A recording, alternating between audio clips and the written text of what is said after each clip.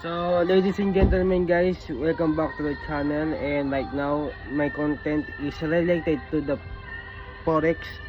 Right now it's Friday, which this is the last market open before it adjourned and resume in Monday at 9:30 a.m. in the morning.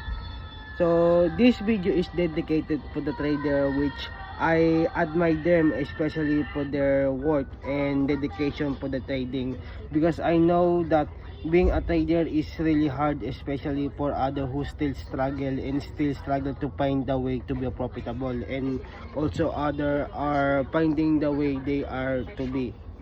So right now I like to thank you everyone, especially for the trader, and not just for the trader but also for the people that who always work hard for themselves and also for their family, as they have a goal for this day. And right now I am very thankfully for all my trader, my fellow trader, my fellow countermen, and also my fellow foreign countermen, which they are working hard just to achieve what they want and achieve what they want to be in the future.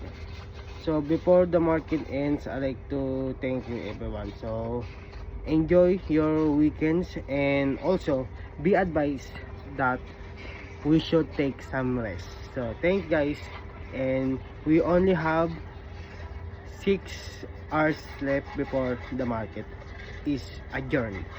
So guys, see you soon.